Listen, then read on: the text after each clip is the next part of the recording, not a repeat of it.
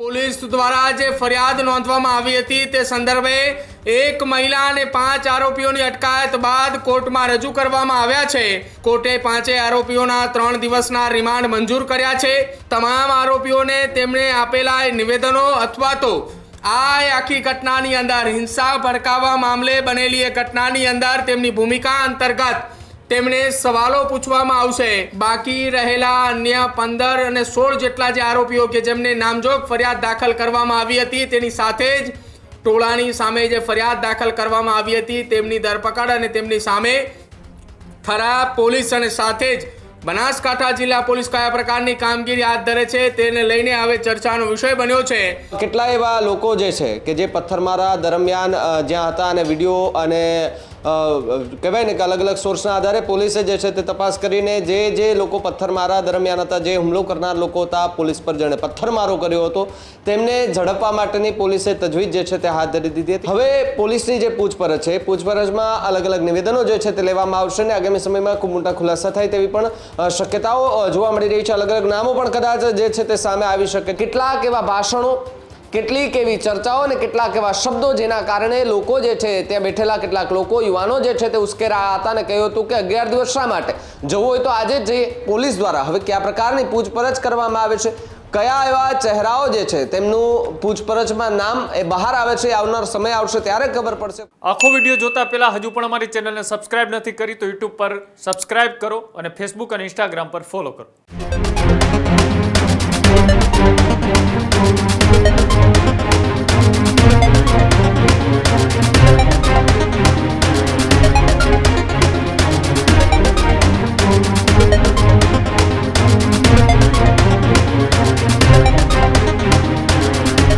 બનાસકાંઠામાં ઓગણના ઉડ ગામે થયેલી હિંસાના મામલે હવે મહત્વપૂર્ણ સમાચાર સામે આવી રહ્યા છે। પોલીસ દ્વારા જે ફરિયાદ નોંધવામાં આવી હતી તે સંદર્ભે એક મહિલા અને 5 આરોપીઓની અટકાયત બાદ કોર્ટમાં રજૂ કરવામાં આવ્યા છે। થરા પોલીસે આરોપીઓના 5 દિવસના રિમાન્ડ માંગ્યા છે। કોર્ટે 5 આરોપીઓના 3 દિવસના રિમાન્ડ મંજૂર કર્યા છે। સિહોરી કોર્ટે આરોપીઓને સોમવાર સુધીના રિમાન્ડ આપવામાં આવ્યા છે। સોમવાર સુધીના રિમાન્ડ દરમિયાન 5 આરોપી અને એક મહિલા સહિત 6 આરોપીઓની પૂછપરછ જે છે તે હાથ ધરવામાં આવશે। તમામ આરોપીઓને તેમણે આપેલા નિવેદનો અથવા તો આખી ઘટનાની અંદર હિંસા ભડકાવવા મામલે બનેલી એ ઘટનાની અંદર તેમની ભૂમિકા અંતર્ગત તેમને સવાલો પૂછવામાં આવશે।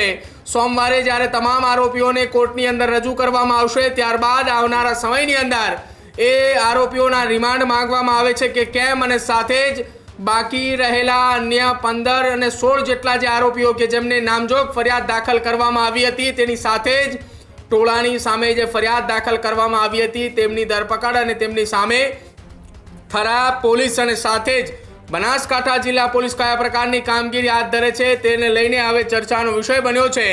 કેમ કે જે મહિલા એટલે કે શીતલ ચૌધરી સહિત અન્ય 5 આરોપીઓને કોર્ટમાં રજૂ કરાયા હતા। તમામ આરોપીઓના પોલીસે 5 દિવસના રિમાન્ડ માંગ્યા હતા। જો કે સામે પક્ષે દલીલો બાદ કોર્ટે 3 દિવસના રિમાન્ડ મંજૂર કર્યા છે અને આ 3 દિવસના રિમાન્ડ બાદ આવનારા સમયમાં અન્ય આરોપીઓ ક્યાં છે તે અંતર્ગત પણ તપાસની શરૂઆત કરવામાં આવશે।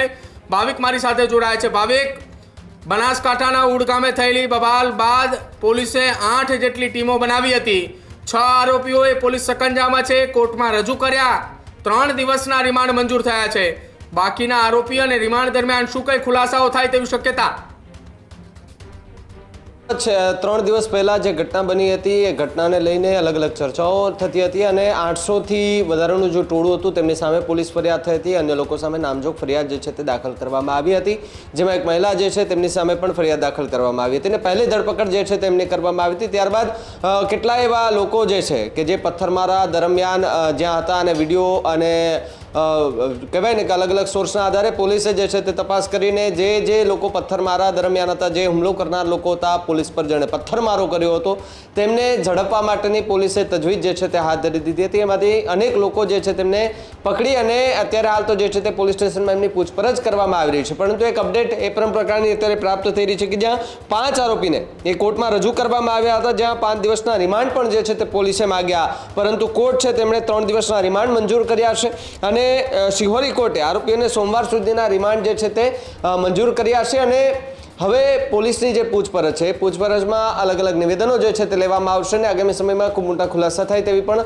શક્યતાઓ જોવા મળી રહી છે. અલગ અલગ નામો પણ કદાચ જે છે તે સામે આવી શકે છે, કારણ કે જે રીતે આખી ઘટના બની હતી અને એ મામલો એટલો બીચક્યો હતો કે જ્યાં ફોર વ્હીલો હતી એમના કાચ તોડવામાં આવ્યા હતા, જે લોકો હતા તેમને પણ કેટલીક ઈજાઓ જે છે તે પહોંચી હતી, કેટલાક બીજા જે અન્ય ઘરો હતા, જે અન્ય સમાજના લોકો હતા તેમના ઘરોમાં પણ જે છે તે તોડફોડ કરવામાં આવી હતી. ત્યાં કોણ તોડફોડ કરવા ગયું હતું ને એ લોકો જે છે તેમણે પોલીસ ફરિયાદ નોંધાવી છે કે કેમ તેને લઈને પણ હાલ જે છે તે ચર્ચાઓ થઈ રહી છે, કારણ કે જે એક વ્યક્તિ જે છે તે બસ સ્ટેન્ડની આજુબાજુ જે ઝઘડો થયો હતો જે જગ્યાએ, ત્યાં જ એક પેલું દરબારનું એક ઘર આવે છે, દરબાર પરિવાર રહે છે, એમના ઘરમાં પણ તોડફોડ કરવામાં આવી હતી. એમને પણ જે છે તે ગંભીર રીતે ઈજા પહોંચી હતી. તેમણે પણ કહ્યું હતું કે 1000 થી 1200 લોકોનું ટોળું અચાનક જે છે તે આ રસ્તા પર ઘસી આવે છે અને બંને સમાજો જે છે તે આમને સામને આવી જાય છે. પથ્થરો ક્યાંથી આવતા તે ખબર જ નથી.